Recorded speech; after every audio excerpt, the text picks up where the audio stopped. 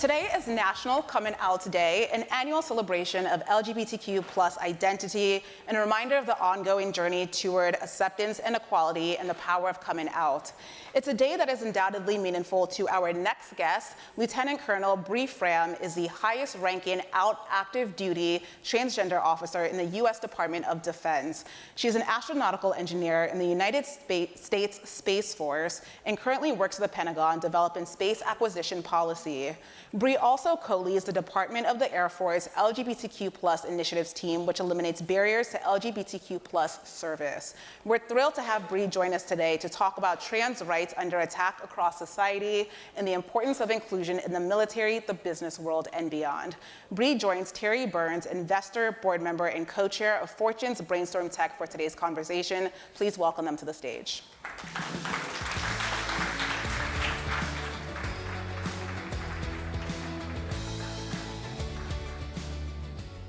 Right. So, good morning. Good morning. What an honor to be here. I love the energy. Good morning, everyone. Yeah, absolutely. Okay, so let's get into it. You are an active duty lieutenant colonel and astronautical engineer in the United States Space Force. What is the mission of the Space Force and why do we need defense in space? Well, the mission of the Space Force is to secure our nation's interests in, from, and to space. So in short, that means we need to be sure that we can access the space domain. We need to be able to protect, defend, and know what's going on in space. And then we need to bring all those amazing capabilities that space delivers back down to Earth, not just for our joint force and what we do to secure and defend the nation, but to everyone. You know, most people don't know that the Space Force runs, flies, designs GPS. So anything that you do to navigate, anything that you do with a credit card, or the timing signal that underpins every financial transaction in the world is supplied by the Space Force. So all of you probably touch us every day in a way you'd never even conceive of calling on a military service. And understanding the fact that we actually need to protect these capabilities is so important because there are threats out there, and we couldn't even imagine a day without space. Think of the capabilities it provides to just about every sector of the economy, from telling farmers when to plant, when to water, the sensing that we do, the weather prediction capability. I mean, it is phenomenal what space brings. And if we were to lose space capabilities, think of setting us back 70 or 100 years in where we are as a planet. It would be almost unsurvivable. So you served 18 years in the Air Force before recommissioning into the Space Force. Why do you serve and what made moving to the Space Force so compelling? Well, I could easily tell a 30-minute story filled with family connections and events that is a lot of emotions about why I serve and why the Space Force. But I'll sum it up in three ways. One, it is that ability to serve, that ability to give back and protect and defend the things that I care about so much, support and defend the Constitution and the ideals of creating a better nation. It fuels my passion in space. I have always been a space nerd. And I like to say, if it's nerdy, I probably tried it and I almost certainly enjoyed it. So being part of the space environment, being a technology developer, that really excites me. But as for the Space Force, being a new military service, wow. Talk about fueling my other passion of building a culture, because we have this opportunity to develop a 21st century military culture. A new service does not come along very often. This is once in multiple generations. And we, through our founding documents and our core values, connection, commitment, courage, character, are setting the foundation for a service that values all of us. In fact, I'd encourage you all, if you actually have a few minutes, read a document called The Guardian Spirit. It is a short, like 16-page document on leadership and what we believe in. And it is one of the best primers on leadership I have seen. And it has words you wouldn't expect to see in a military leadership document. It talks about embracing diversity and engaging inclusively. It talks about the value of openness, authenticity, and vulnerability.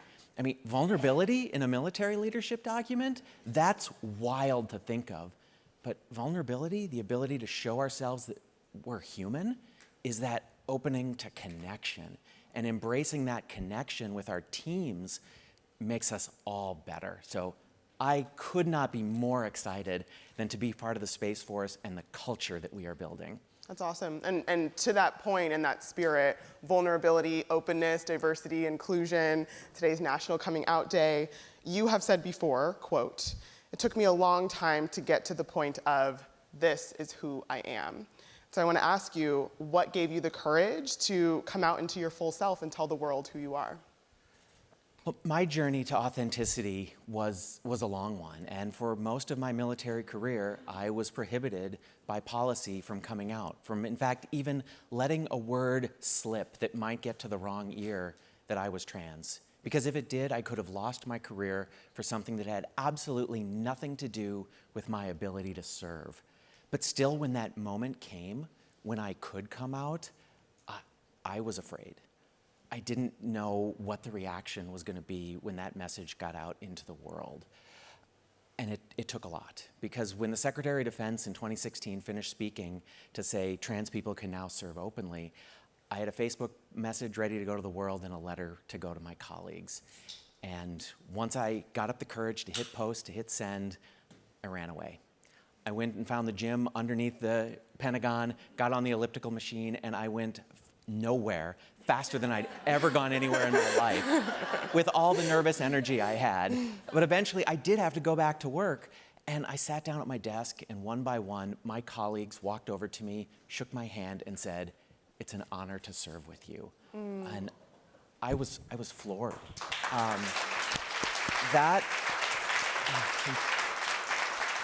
That was a moment that will live with me forever, because it was truly my honor to serve with them. And what we're trying to do, trying to accomplish, is so important.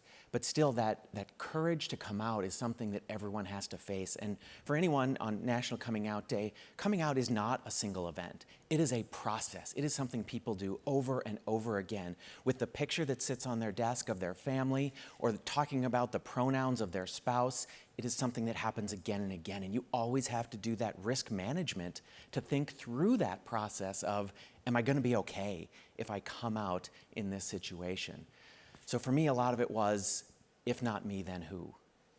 Because there's almost a sense of duty, a sense of obligation to take care of the others that are going to follow me. As one of the senior-most trans folks in the military, we embrace that leadership ethos of leave no one behind. How do we bring people along behind us? How do we make sure that they don't face the barriers that we had to face? And that if we can do that by cutting down the trees and paving the road behind us, so that the people joining the military today can get to the places that I've been to with the energy to go further, that's success. That's leadership building. That is what we need to do in the military to deliver capability far into the future.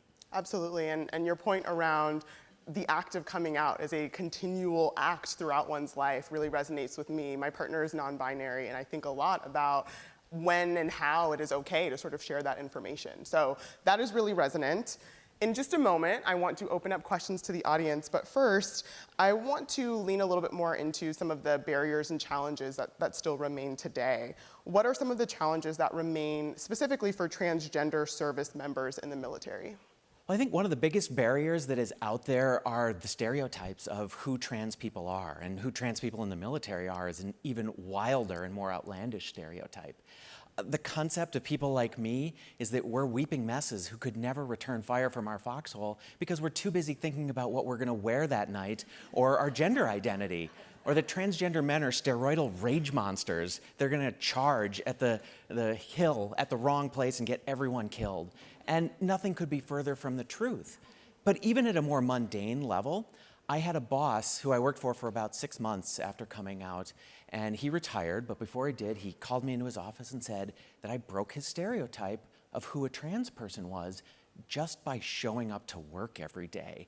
And I thought, whoa, that is a really low bar. Let me just step right over that one. So But it's crazy that a lot of people think we have second heads growing out of our shoulders. I mean, we are a small portion of the population and too easily conceived of as this last boogeyman that's out there, the scary people that no one knows. So I take every day as a gift to meet people, to interact, and to show that we're not monsters. We're here, we're serving for the same reasons as anyone else, and it's just an amazing opportunity we have every day to change hearts and minds.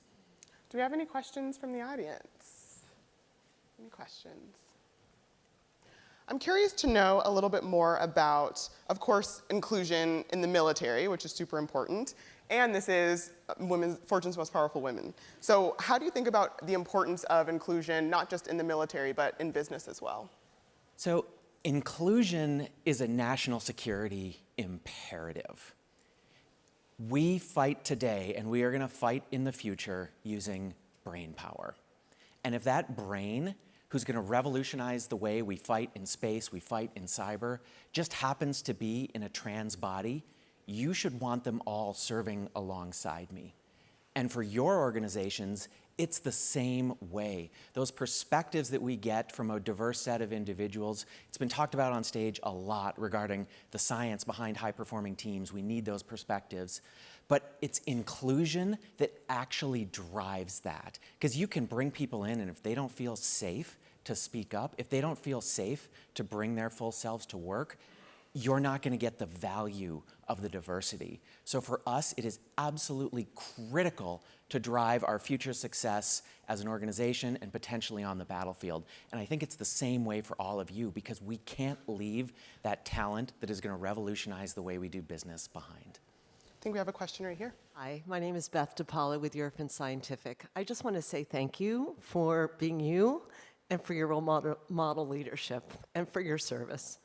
What was the name of the document that you said we should all read? I apologize. It is The Guardian Spirit. The Guardian Spirit. Thank you so much. Yes, so it talks about our core values, what each of them mean, what team members should believe, what team leaders should believe, and talks about all those amazing concepts that we are trying to do to build high-performing teams, because it's how do we connect with one another, how do we embody those values, and again, how do we build a culture, which is such a cool opportunity. Thank you so much. I think we have one question over here, and we're running a little low on time, so let's keep it a little concise. Thank you for your service. My name is Jamaica Aaron. I'm a CISO at Okta.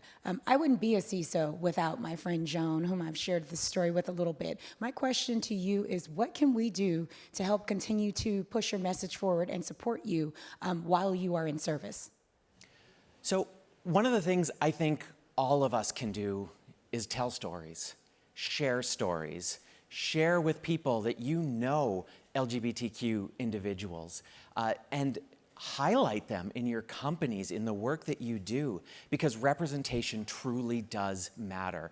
And that ability to see someone who's done something incredible and to see that from a young person's perspective and give them that opportunity to say, I can do that. And it's not a new concept. In fact, we can go all the way back to Frederick Douglass in 1881, standing at the right hand of the president while serving as Marshal of DC.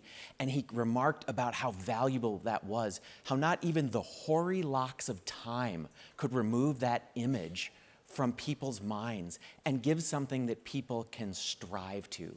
So highlight us. Tell our stories, show the achievement, and watch possibility bloom in young people's imaginations. One of the most rewarding things I ever do is give speeches, and I see a young individual come up afterwards and speak with me and say, I never knew that was possible for me.